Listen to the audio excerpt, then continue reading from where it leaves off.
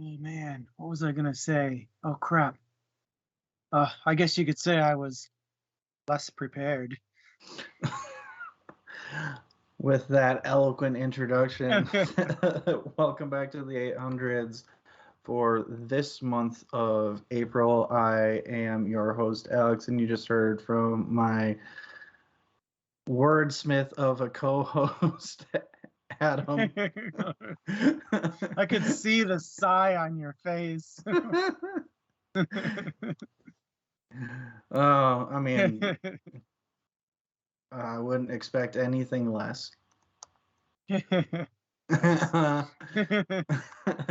And there goes my end to my little blurb for later. But anyways, let's get into our plugs for today then.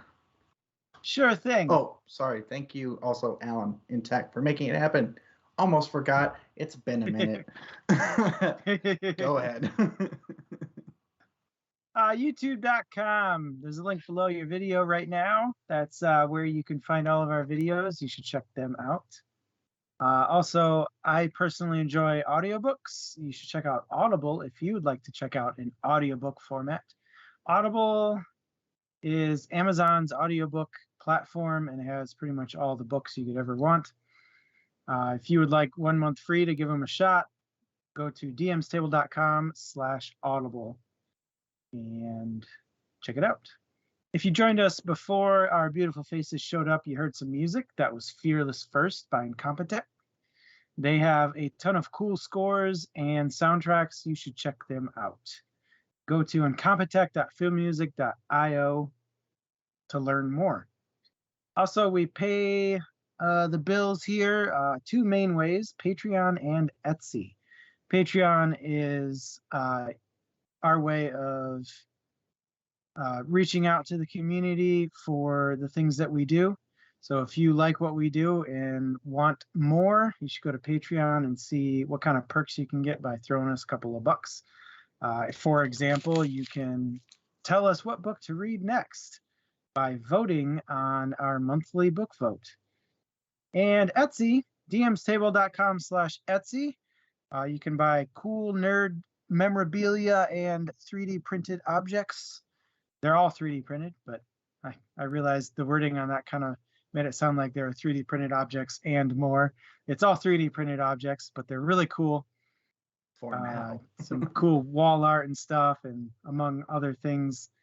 If you're a nerd, you'll like it. You should check it out. dmstable.com/Etsy for that. And I've said dmstable.com a few times here. If you want to know anything else about us, head over to dmstable.com. All of the links that I've mentioned and more are there. That's the main one. Should probably mention that first. And we have two socials that we primarily use, Facebook and Twitter. On Facebook, we're at the DMs Table, and on Twitter, we're at DMs Table. Give us a follow if you'd like to be up to date on everything that's happening DMs Table wise.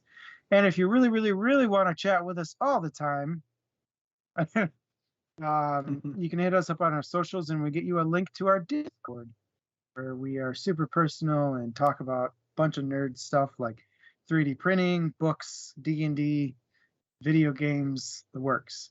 You should check it out. And to be clear, as my co-host has clarified, we don't sell dope.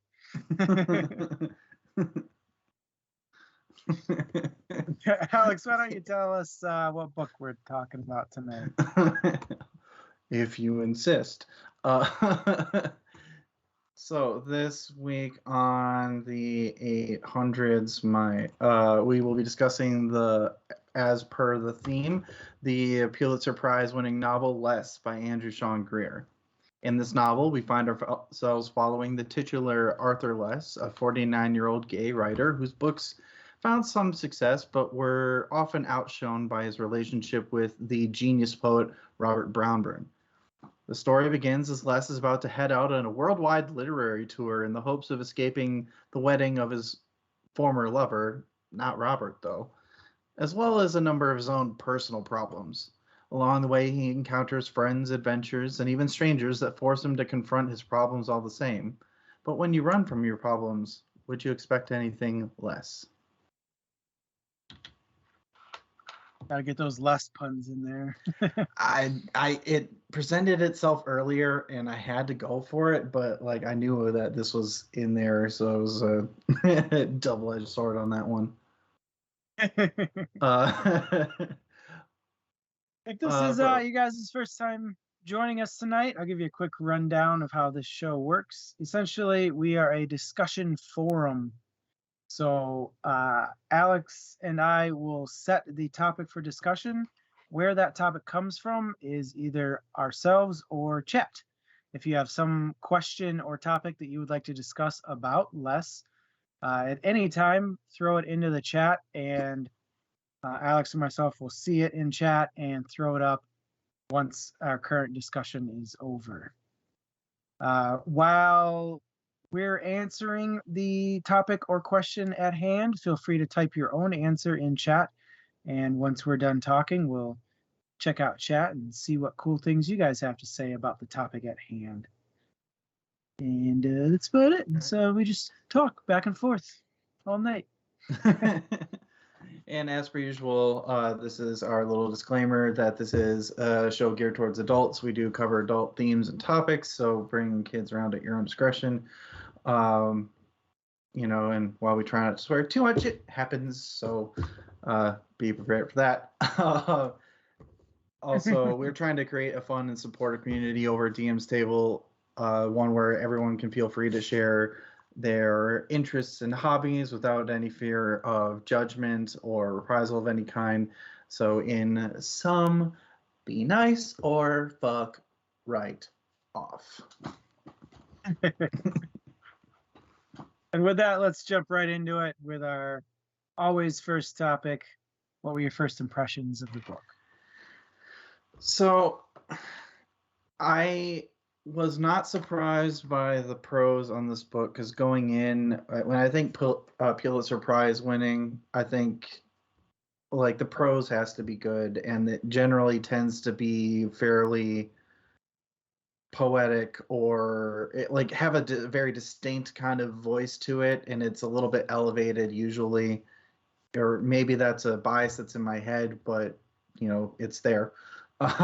And this book did not disappoint in that regard. From the instant the book starts off, there's a very clear voice, and it was fairly flowery and lyrical in the way that it was done, very poetic. As far as like the actual plot goes, like it was I wasn't expecting the "I'm gonna run from my problems" how you ask, by accepting every job offer all at once. And I love travel, so I got excited pretty early on, and that probably hooked me. I had a little trouble with caring a lot about the main character early on, because I don't know about you, but it felt a little bit like he had his head up his own ass. But like, if your characters at the beginning don't have flaws, then what is there to accomplish as far as character growth is concerned, right? So stuck with it, but I had a kind of a mixed feelings about the beginning of this book. A lot of promise, but I was a little unsteady at first. How about you? Yeah, similar to you, I knew this was the Pulitzer Prize winning novel of some year past, and expected it to be heavy in prose and flowery language. Definitely right off the bat, you get that it's an artsy-fartsy book feel, which definitely isn't a bad thing. It's like it's a normal book for me is a strong cup of Two Hearted pale ale, and or IPA. and this was a nice little dry wine. So uh, I don't know how I feel about the. Good question, VS Drake. I don't know where I'm going with this.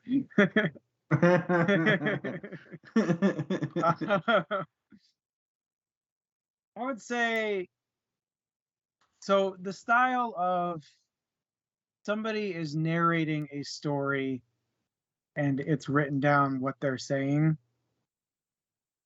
is only something I've come across a couple of times, and I'm not really sure yet how I feel about it.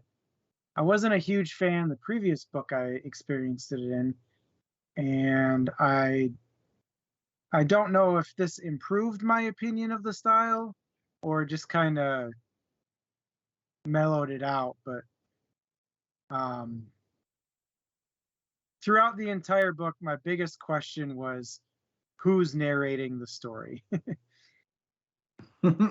and that's really, to me, that was the most interesting thing, was who's narrating the story, what perspective is this story from, how much of these details are supposed to be like uh secondhand details. I didn't experience these details, but Les told me about it sometime in the future. So with that in mind, I think the author did a spectacular job of mixing reality and story, um, and get you interested off the bat. Yeah, I agree that like the choice of narration was an interesting one, and it was kind of strange as we went through uh, having that perspective shift, because initially it was presented as like, hey, this is a secondhand accounting, but then it seems like it becomes a firsthand, and then it very clearly becomes a secondhand accounting because you are getting the other voices throughout. So we've heard a little bit about what you thought of the narration, but were there any parts of the narration that you found confusing, or did you find it helpful? Like, what was your reaction to that shifting perspective? Because I know it's something we've talked about with other books, and there's ways to do it right and wrong. And how do you think the Greer did with his version of it? I will say there was a moment, I think it was in Germany, where the perspective bounced back and forth. And I don't think that part was well done. I think that part was a little jarring, and writing wise was flawed, because it felt like he jumped from a second perspective to a first to a third to a first to a third, and then moved on. And other than that one moment, though, I felt like the author did a really good job of keeping it succinct with, yeah, I'm the narrator, here are the events. Back to me, I'm the narrator, here are the events. There's really just that one moment that I had a problem with, but otherwise I thought it was okay. You? I agree. Germany was my specific example of this, where I thought it was kind of nice to get out of Les's head with some of it, because I I think there was a point to it, but it took me a long time to figure out why it was being done, and I don't even, and it's a shot in the fucking dark as to why. Uh, I think part of it felt like it was trying to get rid of too much of the unreliable narrator bias out of the way by saying, hey, it's not just him speaking about this, because we learned very early on that Les has a really distorted view of the world, or at the very least, a distorted view of himself. And I think getting an outsider's perspective both lends itself to emphasizing that own self distortion as well as making sure that we aren't giving up on him as a narrator because we know about that distortion, you know? But it wasn't until I didn't really get that until he was all the way in India when it switches to his driver, or not driver, the guy who the first place he's at in India, the guy who drove him around. It wasn't like actually his driver. It was just some guy working at the Christian facility that he was the writer for. But like, Yeah. I can't remember the guy's name. There were so many characters in this book, but it wasn't until it switched to that guy's perspective I was like, oh, okay, I get why this needs to be in here, because otherwise I'm gonna think this dude didn't learn a single damn thing from his last trip. and and um I think yeah, V.S. Drake put it pretty succinctly. It felt purposeful, but it was a bit jarring, and it can get you lost a little bit. For me, I got lost in Germany, and I didn't fully get it back until India. And even then, there were parts of it that maybe could have been handled a bit better. But I did in the end think it was necessary, even if it was a bit weird, especially in Germany. Yeah. I'd almost go as far to say the narration style allowed some of the metaphors that didn't really make logical sense, but because it was a story being told later, it's okay because they're making up part of it. Specific example being the everybody gets sick around less in Germany. Mm-hmm. Like that was, in my mind, that was supposed to be a metaphor for less feels like he's a burden on everyone. A very intriguing insight, and one I honestly hadn't thought of myself, but like that's very, very profound and nicely done there, Adam. I didn't treat it as much as a metaphor to that extent. I mean, I knew it was pretty obvious that it wasn't them like literally just he is not the epicenter of a plague. I think, although I guess I did have a similar thought, because like when they started getting sick, I was like, oh, they're getting sick of him. Mm-hmm. But like, I think you really added some depth to my own thought by saying, yeah, I think he feels like a burden. Like, I think that whole kind of drifting topics here, but I think that whole Germany section was supposed to be like a Les feels like he's not good enough and everybody else would be better off if he wasn't there, and every time he interacts with somebody it's a problem for them. You know, the whole he doesn't speak German well, he is always getting into trouble and people have to bail him out, like how he gets locked out of his apartment. You know, he gets sick and everybody, or sorry, the guy he's with gets sick and everybody around him gets sick, and he's reading a story and literally people are getting sick while he's reading his story. Yeah. Yeah, that does make a ton of sense though. And it does fit with the theme of not just in Germany, like there's kind of a thread, especially like in the first half of the book, of people kind of bowing out when they have to be around him. Now, granted, some of it is very legitimate, like when he's in France, and I was also thinking about in Mexico when the former wife of his former lover decided to couldn't make it because she broke her hip, I mean, all of them could be legitimate things, but when it starts off with legitimate and moves into stuff that,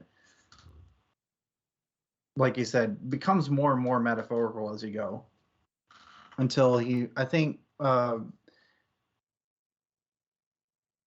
All right, then, if that is where he is feeling the sense of burden on other people, did you, where, if anywhere, did you see any improvement in his own self-assessment? Where, like, did you see growth anywhere? And if so, where was it the most profound, in your opinion? Yeah, that's a good question. I think sticking with the metaphor angle here a little bit, um, when his suit gets stolen by the dog, and so I had read Beatrix come. Kind of funny.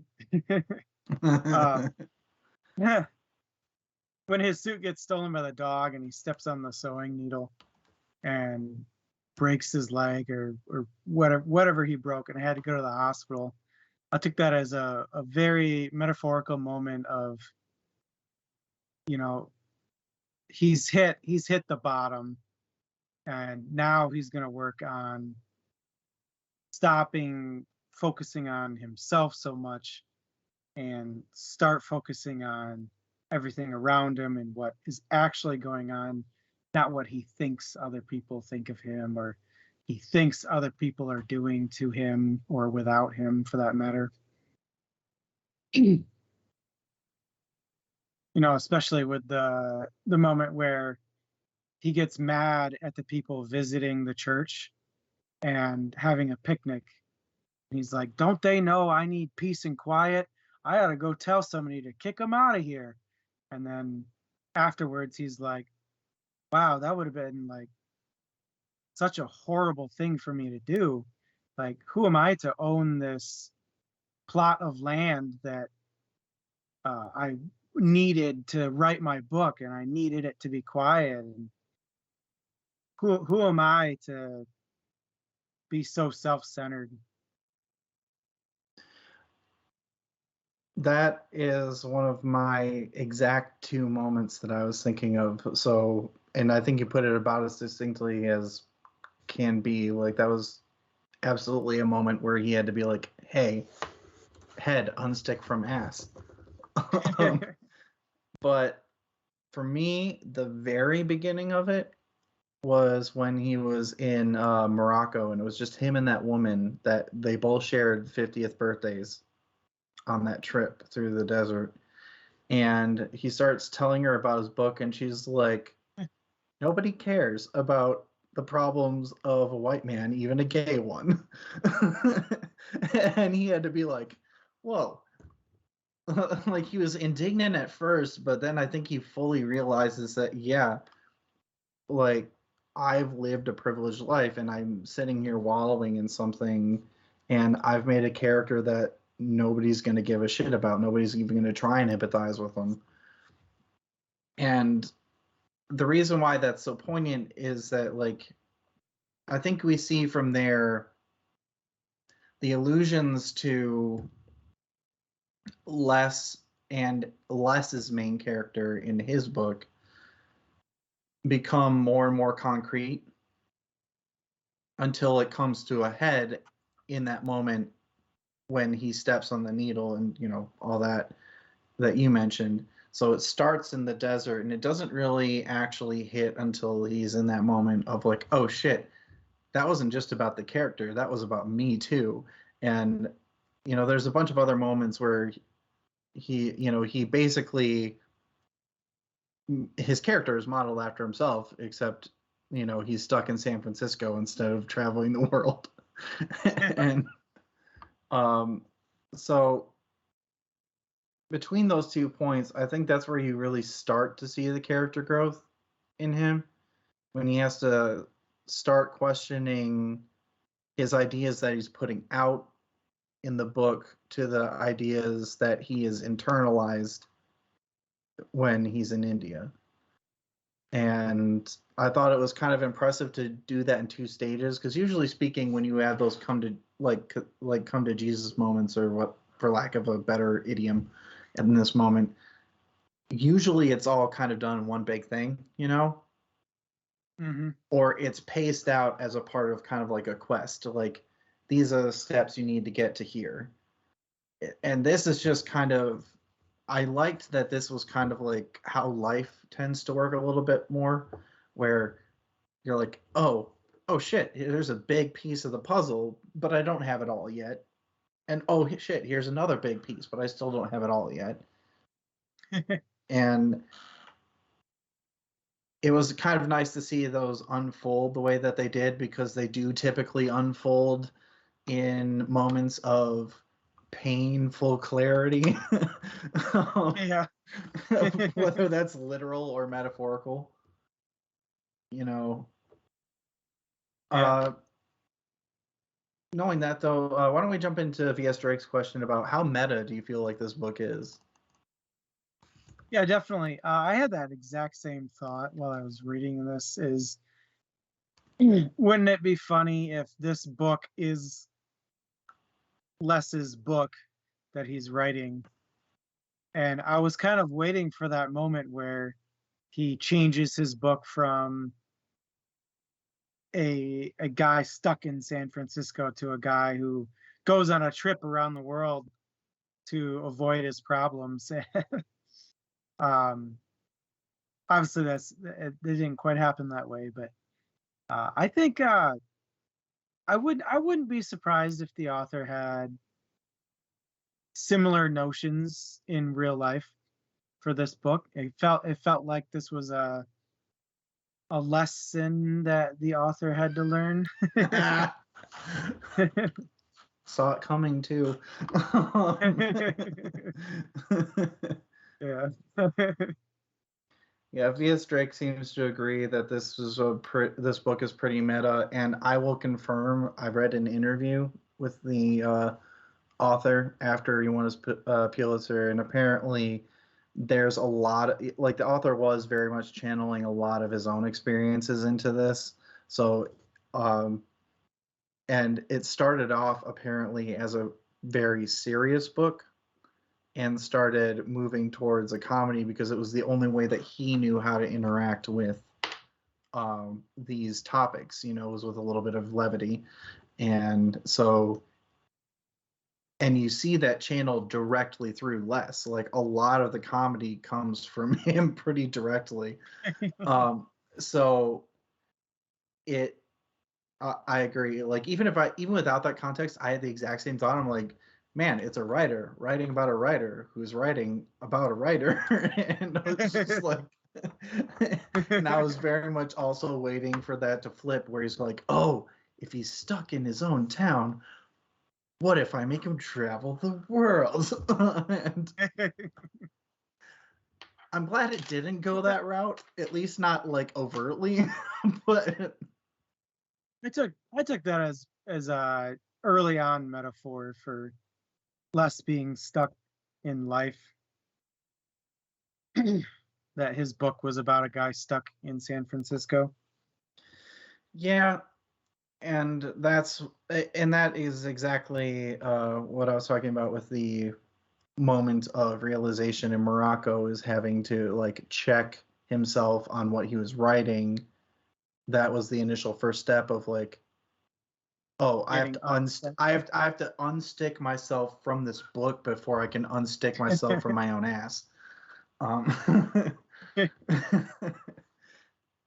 heard you like the writers, so I put a writer in your. Yeah, I made a writer for your writers, so you can write about writers in your in your in writing.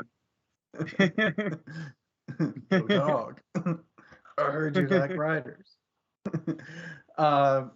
Yeah, V.S. Drake, that's a good insight, though. Is like, this is absolutely a very meta book, and I think that part of it was handled pretty well, honestly. Like, it could have very easily gone the slapsticky route of being like, oh, this is just him writing this exact book. And I was glad that it didn't quite go that way. because it moves from being funny to just cheesy if you do that. And given the poignancy that was trying to be channeled in this book, it didn't seem to fit quite that. I don't think it would have fit as well. All right. It looks like we have another question, though, from V.S. Drake. Do we have a favorite scene or country and why? Yeah, probably. I want to say Africa was probably it. I pull up the Morocco? chapter list. Yeah. Are you looking Yeah, for? I'd say the chapter list, just because it goes by each place. Probably Morocco, just because it was a good, I'd say, pivot point in the story. I don't want to quite say turning point, kind of like what you were saying earlier, where it was the start of the turning point. I'm gonna call it a pivot because he didn't quite turn around, but he did pivot.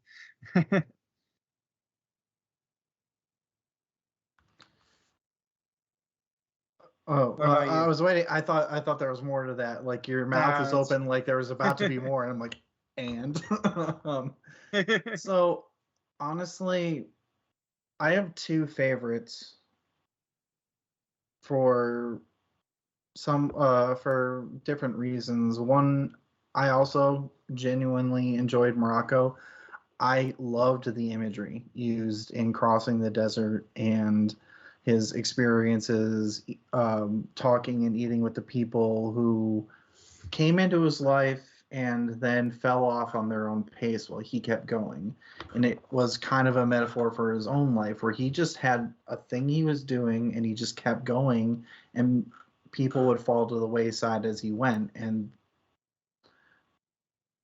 I think that all culminates in that moment where, one, he has to face his own issues with his own book, but two, I have to remember her name because it is bothering the absolute crap out of me. The woman that he was traveling with. If somebody out there knows, I don't know why I'm blanking on it, but I found her story about her reason for being there to be absolutely heartbreaking. Like, I legit shed tears, and any book that can bring that level of emotionality in those moments stand out to me. Like this idea that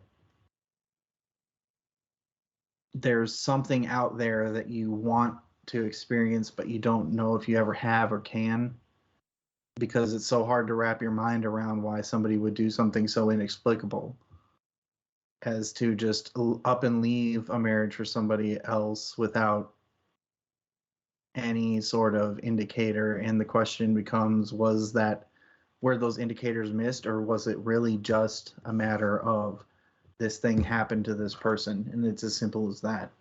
And the fact that none of them have the answers to that question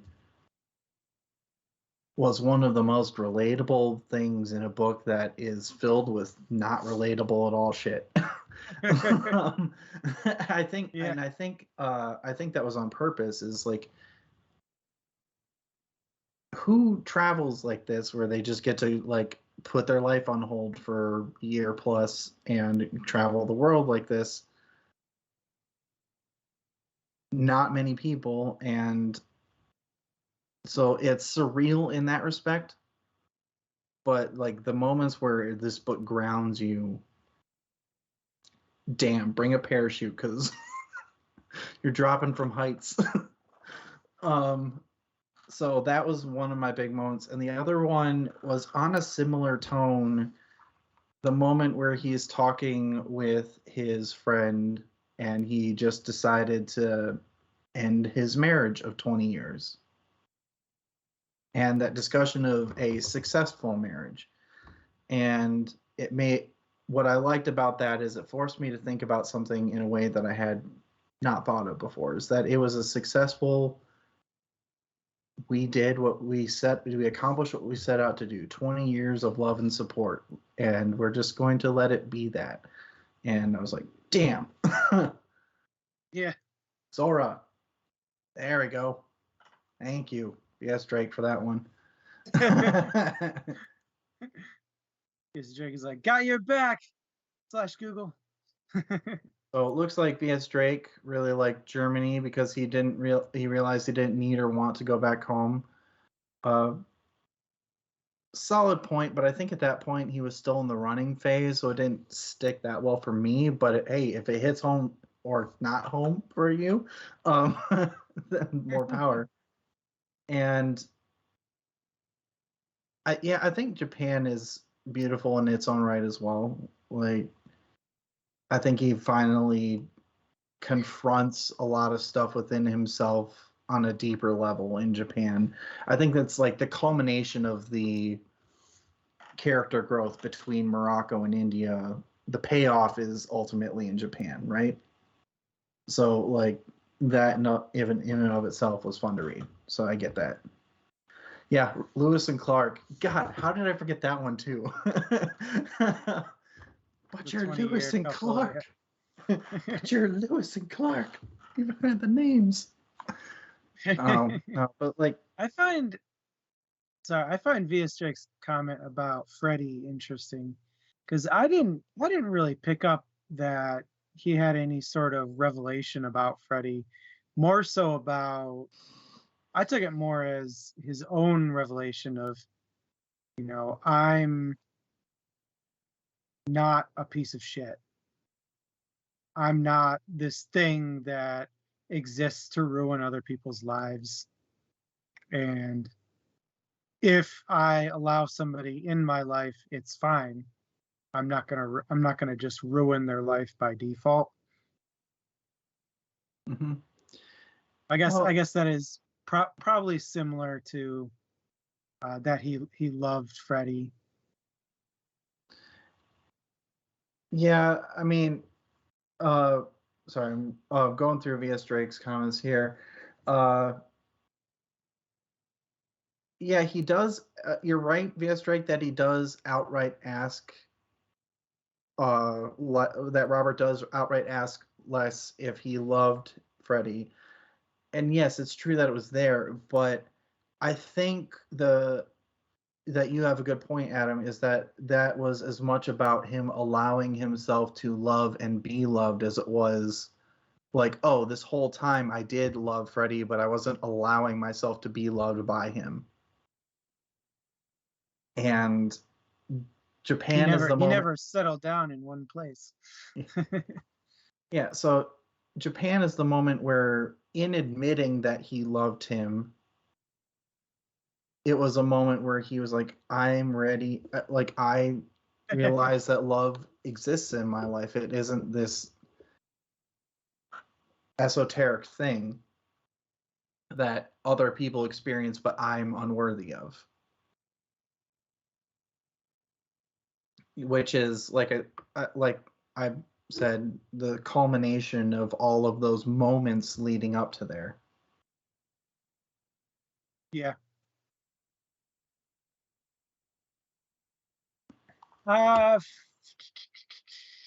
Favorite metaphor. But we covered them all. No, we didn't. Not by far. I know there's so many of them. That is a tough one, honestly. Who? I honestly really liked the metaphors surrounding aging and youth in the way, and like the context specifically of what it means to age and try to defy aging in the gay community. So specifically, we're talking about how the metaphors of all my friends are gone, or I don't know older gay people. Like, I don't know how they act, and like these constant metaphors of not knowing what to do because you don't have any role models, and it happens in a few different instances where he's like, oh, my options are either to hide it away so nobody can see it like Robert did, or wait, and wait until later in life, and then even then kind of half deny it, or do I just kind of embrace myself and what I've learned, which again, this is part of the reason why I love Morocco so much, is because Zora's the one who makes him face it, where she's talking about like the eternity in the sky, essentially, of like, like we're just these little specks that move through life, and thinking of ourselves as these lights that need to constantly shine bright is just hubris. And yeah, that idea of I'm first generation old gay guy is because like this character grew up in a time when being gay was, for a lot of older people, treated like a death sentence. You didn't get the care that you needed for what little was available. So there's a lot of, so I think the metaphor is about his confusion about how to act his own age. Like any metaphor revolving that, were some of my favorites, in part because they brought a lot of the like satirical comedy elements to the table, right? Yeah. Like him having no idea how to deal with that guy who is his own age. The guy who had a husband of like 18 years in Spain. Mm-hmm. What, I forget his name as well. I don't remember his name. I know who you're talking about. Yeah, but his idea of like him going into it and being like, what is this mature conversation we're having? Could I have had this my whole life? And like just the sheer befuddlement of just like having a normal conversation being a metaphor for his broader lack of understanding of how to have mature relationships with people as like an older gay man. I thought it was a really unique perspective. It was funny. I thought it was well written, and yeah. So what about you? What were your favorites? One of them was subtle. The luggage was definitely a funny metaphor. Yeah, because it starts out where he brings this luggage with him, and it gets there before it gets to his destination before he does. And then when he catches up to it, it's the first thing there. And then later in the book, he loses his luggage. And then finally, it ends when he loses his suit. I thought that was a very apt metaphor for all the problems that he's invented for himself, that he carries around with him everywhere he goes. Mm-hmm. And if only he could just accept them instead of carrying them along and letting that drag him around, then he would be better off for it. No, I have. Oh, sorry. Go ahead. No, I was just gonna say, and it tied really well with the story, with his turning point and the fact that he had literally lost everything that belonged to him by that point. It just matched really well. I really love the metaphor too, especially like you mentioned the part about his baggage arriving before him, and I took that to mean that his literal and metaphorical like emotional baggage precedes him. Like he puts that out to the world so that people expect that of him before he even gets there, and then he carries this very specific image of himself, and that literally has to be torn away. Like those are some of the metaphors I was thinking of when I was thinking about like he doesn't know how to age, and that aging comes with a shift in your self perspective, and eventually he's able to leave it behind and let it catch up to him if it in its own time. And it's very astute of you to point out that he by the end he had everything stripped away, he had nothing, but he still was there. He was a whole person, despite not having, he was a whole ass human being, despite not having everything that he felt made him him. And yeah, especially the suit, the blue suit. I love that interaction with the Italian tailor. He's like, blue is a young man's color. And then he's like, oh, how dare you suggest? Oh, yeah, man. V.S. Drake, I definitely agree. Like, this is not, I don't think you can take this book and just like, it's meant for you to read a little bit and then think about, read a little bit. And I think this book was written to usher in a certain progression of thought. And I don't think that's like any other book we've really read, especially for the 800s. That's probably why it won a Pulitzer. I would slightly disagree that it's unlike any book that we've read, but it does a lot of elements better than many of them that we have read. Like, I don't want to do too much comparing between other books, but we talked a little bit about, like, say, the prose in How High We Go in the Dark, and how that felt very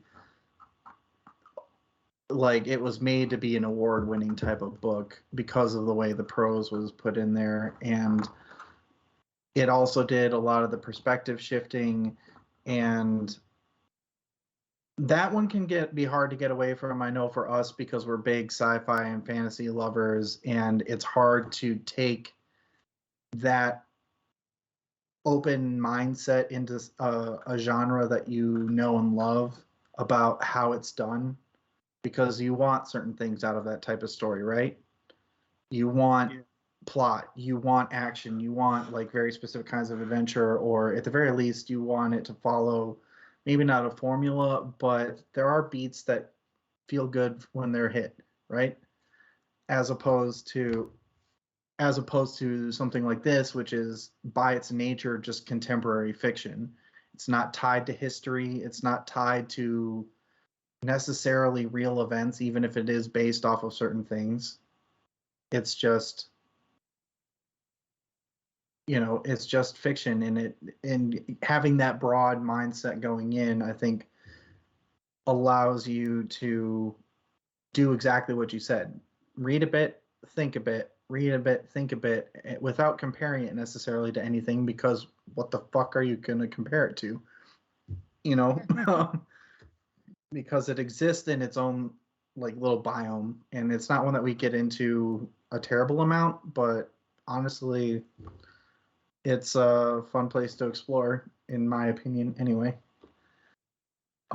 Looks like V.S. Drake is actually inclined to reread. I wonder, V.S. Drake, is that inclination because of our discussion, or is it or is that something you were thinking about before we discussed the book?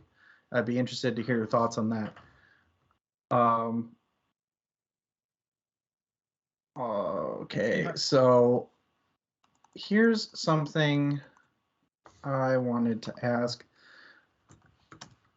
What interaction, and there's a few of these I noticed, but like, what interaction or situation did you feel was the most useful setback that Les encounters? Because like, what adversity did you think was the most helpful for him specifically? And we've talked a bit about some of the stuff, but like, Was there anything out there that like you found to be a favorite, and why was it your favorite? Hmm.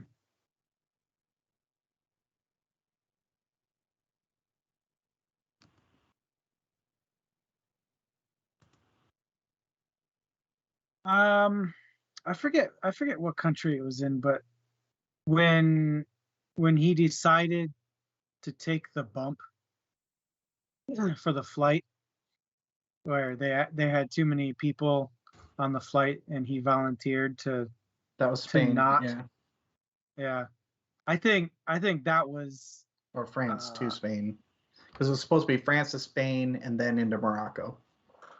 yeah, I think that was a cool setback because it allowed him to, it step out of his plan and experience something unexpected and learn that even though he's out of his comfort zone, he got his taxi. Yeah. There was things worthwhile to experience that weren't in his plan. Is the way I would word it. How about you? Yeah, you're right. That's a good one. I hadn't really thought of like that particular piece that way, but you're right. It was kind of like an eye-opening. Like I focus mostly on his interaction with the Spaniard whose name we can't remember. uh, but like just the instance of like taking a beat and stepping back and just letting other things happen. Yeah, you're right. That is kind of like a setback, but he realizes even in those setbacks, there's something to be gained. Honestly, my favorite setback was when, despite all his efforts to run away from the wedding, like the day after it happens, it's multiple setbacks, but like every time that he tries to run away from this one big problem in literally every country, he gets new information about this wedding that he took this tour to avoid.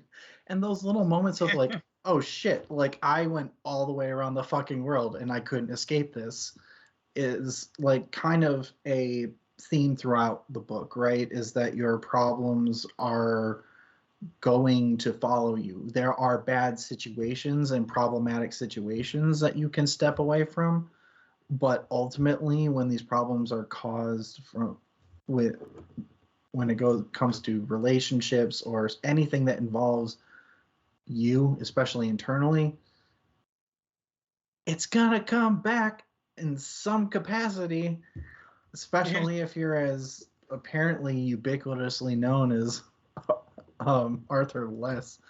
But it was kind of fun to see him like take each of those moments, and you see Les evolve in the way that he reacts to them. Like the first time is like, it's just mentions like, oh, the wedding's happening today, and somebody else mentions it, and he's like, well, why aren't you there? And he's like, because I'm working. And he puts up that fake persona of like, oh, well, of course I wouldn't be there. That'd be, I have all this other stuff to do. I wish him well. And eventually he has to confront these things, these questions of, hope as to why Freddie got upset, and wondering about those things. And it brings up questions about his relationship with him and all of that. Oh, that's a good one, B.S. Drake. We'll talk about that in a second. But it was kind of interesting watching him evolve through those different interactions and how he doesn't take any hits, but he doesn't gain anything at the beginning. He starts taking hits along the way, and by the end, he can just let it kind of wash over because he has opened himself up, and it shows growth in these little moments too. But to V.S. Drake's point, what did you think about him being labeled a bad gay and his struggle with that? I liked how So it was mentioned a couple times, and the first couple, he's like, "What do you mean? What do you mean? I'm not bad gay. What are you talking about, bad gay?" And then finally, somebody's like, "Dude, like the way you write is just like so." I forget how they word it, but it was just like a moment where he was like, "Oh, I don't write it how everybody else wants it to be perceived." I liked I liked how he, like, to him he was writing his own struggle in his books, and everybody else kind of saw that as like a he was saying everybody else is struggling. When really he was struggling within himself. Yeah. Yeah.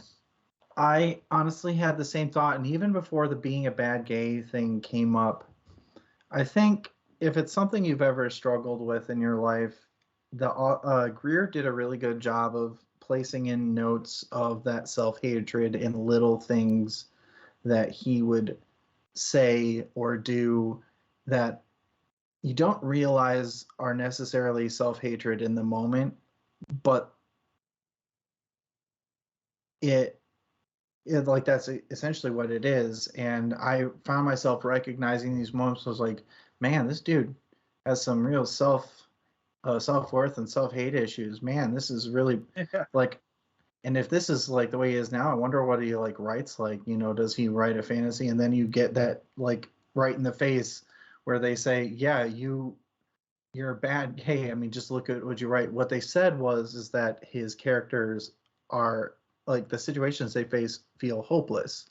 Like it's hopeless to be gay, because inevitably the world's going to beat you down or you're not worth anything to the world. And when you're a writer, yeah, I think it's absolutely important that we're getting into the meta aspect of it again. Absolutely, it's important to like put bits of yourself in there because that's how you keep yourself grounded within the story to a degree. Like even if it's little things, but when you're putting like deep-seated personal stuff in there, you have to realize it's going out to a broader audience and they don't necessarily know that it's something deeply internalized. And yeah, you might not know it either, but you're definitely going to be judged for it. Yeah. The gay characters suffer, exactly, via straight. That's a good way of putting it. So yeah, I thought that was honestly pretty masterfully done in allowing that self-hatred to like come out in ways that are typically subtle. And for a guy who by most people's standards is living a pretty fucking great life, I mean, to be able to do some of the things and see some of the things that he does are things that many people will never have a chance to do in their lives, and there are plenty who Well, would want to. that's the trick of the book, right? Is at the beginning it establishes that Arthur Less is a shit author who is worth nothing, who is disorganized and has nothing going for him. But in reality, he's been invited to all of these events, and he's been invited to literally be a professor in Germany where the students applaud his amazing ability to write. And in the other country where he literally wins an award for his book, it's like you're presented with at the beginning, he sucks. You learn as he goes along, he doesn't suck at all. He just thinks that he sucks. I mean, he kind of sucks, but not in the way he thinks he sucks. He sucks. He sucks because he thinks he sucks. No, he sucks because he thinks he sucks and he makes it other people's problem. Yeah. Or he treats other people like as disposable because he thinks he sucks. And that's, yeah. So like that's the bit that I mean about like him having his head up his own ass. you know, Yeah. and he does eventually unstick it, in my opinion, or hopefully, at least temporarily, by the end. So, DS Drake asked, do you think he was still in a depression from what he did to Robert? I think that haunted him as a specific act, but I think that it's pretty clear that, or at least it was to me, that stemmed from that self-worth issue, like from the get-go. Even when we flash back to him being like a 20-something-year-old kid when Robert's in his 40s or 50s or whatever the hell it was, you know, that self-worth issue was deep-seated from the beginning, and it's something that I think he handled it the way that a lot of young people do, is to ignore it and cover it with something that feels better. I think that act may have haunted him, and there is an element of depression that focuses on those specific acts. But honestly, I think if it wasn't him doing that, if it wasn't like him doing it to Robert, it would have been to somebody else. You know, Yeah, I think. Go ahead. he learned his I think he learned his lesson from that and didn't do it quite in that way again.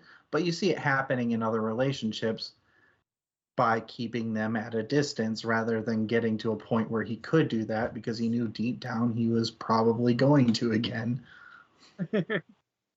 I think you've got it right there. I think it was something that was already ingrained in him, and Robert was just his first victim.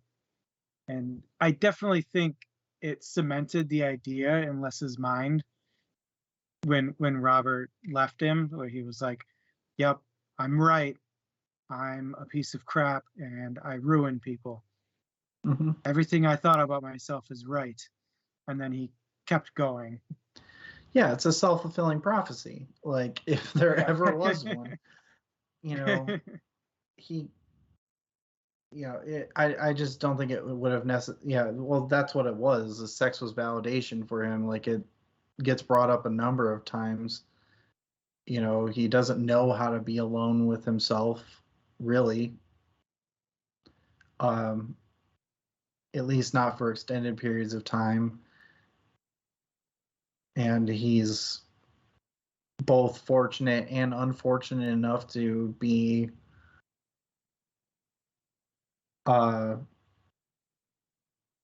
don't know the right word for this, because I'm coming up with the words that are a bit more shitty. But like he's I guess, like, he's eloquent enough and like witty enough, I guess, as well, to be able to have constant companionship if he wants.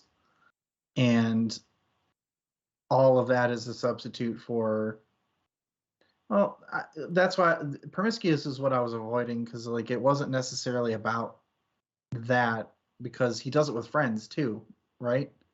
Like all the friends that he has that just like kind of move in and out of his life, that he meets along the way. He has a way of engaging people. Yeah. Alex, So, check Discord if you got a sec. Yep, just saw that. So, are we going to move into our final thoughts then, or does somebody else have a question for us? I've got a final question real quick. We've talked a lot about some good aspects here. I'm curious what you didn't like about this book.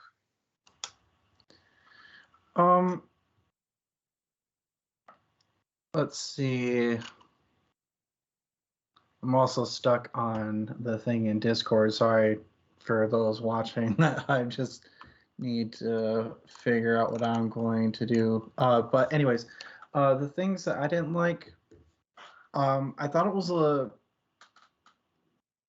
little bit slow to start in some respects.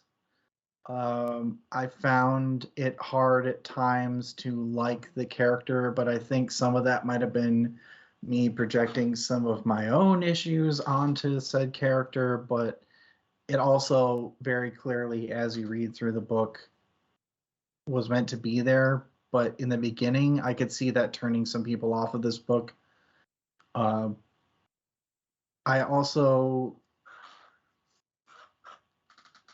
wasn't the biggest fan of him winding up with like Freddy at the like coming back into his life at the end. Like I get the revelation, but I didn't find it super satisfying that he got like that he was there.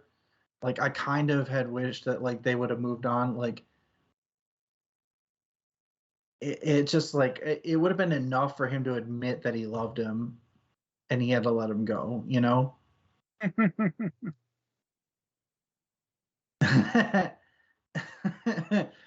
You know, so the very beginning and the very ending, like I could have ended it with that conversation with Robert and just kind of been that was it. Like he like have him land in San Francisco, take a deep breath and start walking like the dude in his book, you know. Yeah. And just let that be it. You know, like I could have that would have been enough for me. I didn't need the end to be what it was, but maybe that wasn't for us. Maybe that was for the author. You know, whatever the case may be, like those were my least favorite parts, the very beginning and the very end. What about you? Yeah, so I really liked a lot of things about this book, and something I didn't like though, and I'm sure you're gonna be like, "Ugh, I called it." It just felt so boring the entire time. Like I enjoyed seeing all the metaphors. um, you know, the way that the author wrote a ton of stuff really well made this a really good book, but it was just like I could live without it because it was just so boring. Mm-hmm. I felt like this wasn't a story that needed to be told. Like I feel like there were other stories that could have accomplished the same thing if written by this author, kind of a deal. And I also agree with V.S. Drake about the ending. It felt rushed, and I also didn't like that he ended up with Freddy. I really thought the book was going to be the narrator of the book was going to end up being Robert, and they were going to end up being, you know, good friends, and Les was going to have like this. I don't need somebody else in my life, you know, revelation at the end, and that he was comfortable with being alone, and instead he ended up with Freddy. I feel like that was giving Les a bone that he didn't really earn, so to speak. Well, so yeah, I enjoyed the writing, but gosh, it's just so boring. There are a lot of parts that are meandering, and there were even a few parts that I might call a bit boring, like especially like my critiques about the beginning.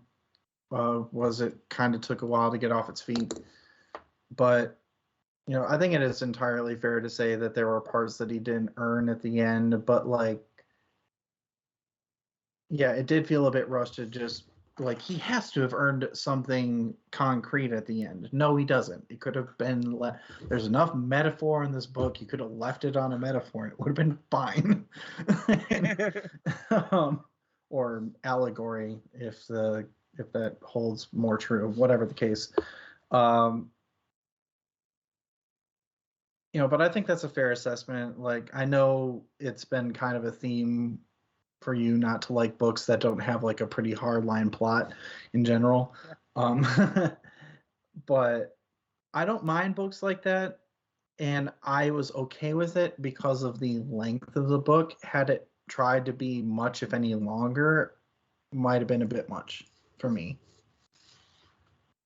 But it had enough real, but why don't we roll this into final impressions? Yeah. Did you want to? I was gonna put in the live text if you wanna. Final impressions of this book was that it was a good book, well worth the read. It's definitely a book where you can tell it was written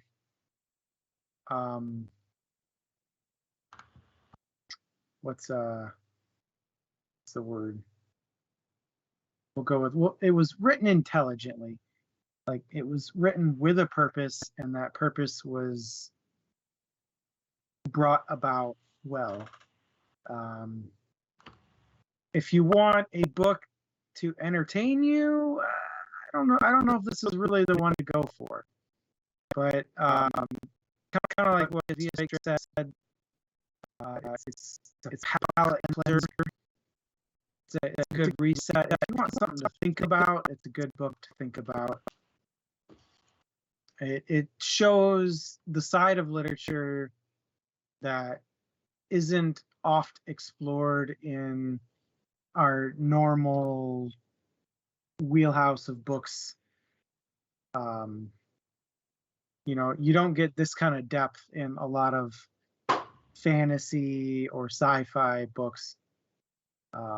Maybe more so in fiction, but we don't read a lot of just fiction books, so I'm not entirely sure there.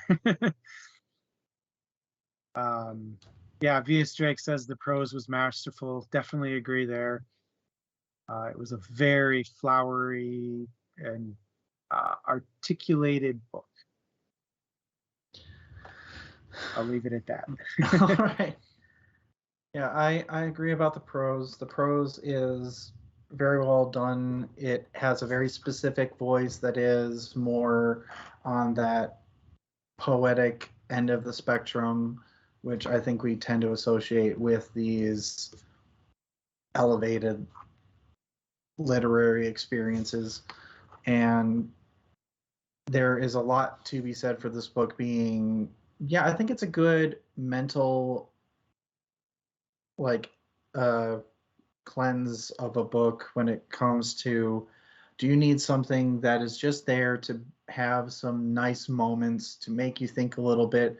Like, this would be a really good summer reading book, where you can take it to the beach, read a chapter, get something out of it, and then set it down, come back, and still get something out of it without necessarily having to tie every little thing together. But then if you really want to just sit down and read, you can absolutely get through it. And I really enjoyed the emotional moments in this book. I thought those were really well done.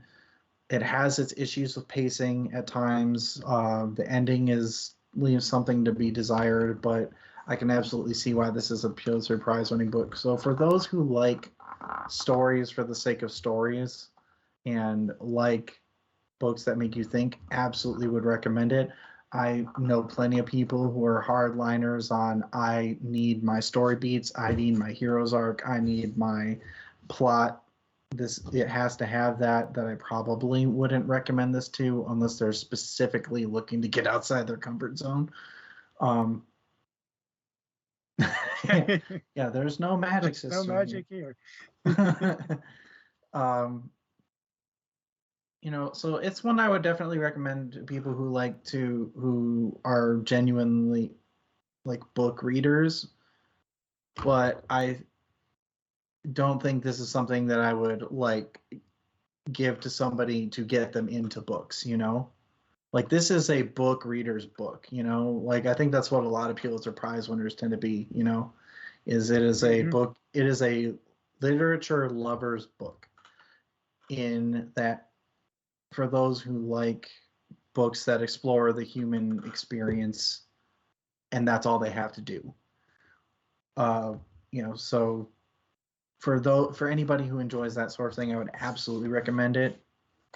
for somebody who wants a light read, I'd recommend it. But for, people who are, pretty strictly into their Brando Sandos and Orson Scott cards and such, I probably, if that's all you're willing to read, then probably not. Feeling a little called out here. No. I'm talking about like you and I both know, and there are people that like each of us knows, and I'm sure we each know more on top of that. People who just they know their wheelhouse, and they're not even willing to step outside of it because it doesn't interest them, and that's a totally valid way to read books. There's there's more books than we will ever be able to read out there. So have at those. And to those people, I wouldn't recommend this, but a fair amount of people I probably would as well. So, it just depends on what you're looking for. But if you want a well-written book, that'll make you think. Yeah. So I definitely tend more towards the Brando Sandos and the Orson Scott cards and stuff. I would say maybe a 1 in 10 books, I would go for a less type book. Yeah. So like. Yeah, so as long as you're that open-minded, that's fine. But we both know that there's people out there who, they don't need that 10th book, like all 10 of them, just hardcore. It's not what they're looking for, and that's fine. Perfectly happy just living in fantasy. Or honestly, there's plenty of people who are pretty fine living in nonfiction land too. So let's. Yeah. I know those people as well. So, anyways, why don't we go ahead and wrap it up? Wrap it up. Outside of your comfort zone, we technically have had that theme before, where. We did once in our first year have a non-sci-fi, non-fantasy fiction one. We called it the Romance Month. Do you remember that one? No. Just kidding. But anyways, let's go ahead and wrap it up. I remember that. I'm typing things. All Keep right. talking. I'm just kidding. Stop. Next up, folks. Our May book, May 20th, is The Martian by Andy Weir. We already knew that. That's exciting. It's a good book. If you haven't read it, you should totally read it. If you haven't seen the movie, wait to read the book and then watch the movie. After that, it's The Goblin Emperor for June 24th. That's by Catherine Addison. I have not read that one. Looking forward to another new book in the library. All right. So since we talked about it, coming up, we are going to try this again, see if we can do it right, do it a little bit better this time, or at least one where we can all talk about it. But we're doing beach reads. So what is your chill your chill vibes, sunny summer weather? Because remember, this book is for July. So what is your beach read book? We'll throw up a few for you, and be a straight. You could always suggest the sequel to less.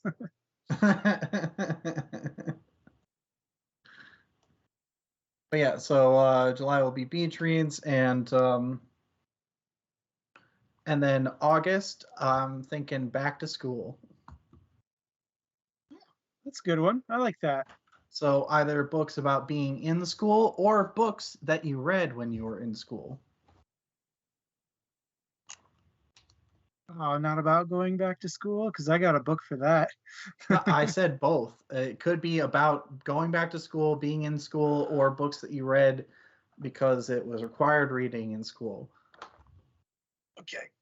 Get ready. My suggestion is The Jungle. Oh. I'm joking. That one's just super topical right now. Yeah, and that's a whole other thing. Anyways, I think that is all, since we are now doing our plugs exclusively at the beginning. But if you have anything else that you want to say to us, hit us up on our socials, which should be right down there somewhere. And you can always hit up dmstable.com if you want more info. Yep. Or dmstable.com. And if you really want the insider look, again, hit us up for the Discord.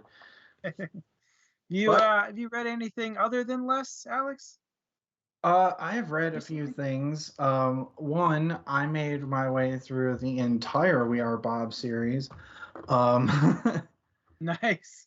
And I also read my way. I've been making my way kind of author by author through like some classics. And currently I'm working my way through Jules Verne. Oh, cool. So Journey to the Center of the Earth. Neat. I read another Brando Sando this month. I know, shocker, right? Oh no. Secret Project 2 from Brandon Sanderson, released April 1st. That was the Frugal Wizard's Handbook for Surviving Medieval England.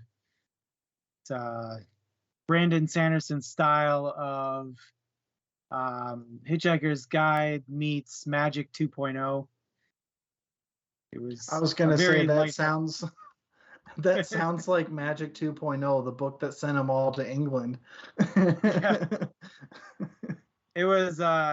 It's kind of very similar, except instead of finding godlike powers, it's just future technology stuff. So well, that's one I'll definitely be checking out. I'm gonna need to take a Jules Verne break. I'm like 4 books in, so I'm gonna need to take a break, and that sounds like a good one.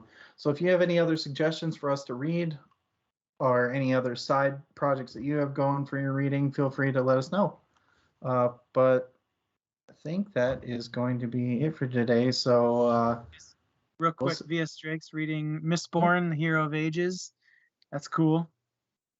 That's the third. Yeah, Final Empire, Well of Ascension, Hero of Ages. Yeah, yep. That's the third in the Brando Sando Mistborn Era 1 trilogy. It's a good one. Brando Sando got pretty gosh darn famous after that one. So. All right. Thank you for sharing V.S. Drake, and we're glad to have everybody participating. Thank you, everybody, for joining us, and we'll see you next book. Thanks, guys. See you next book. It's been a pleasure.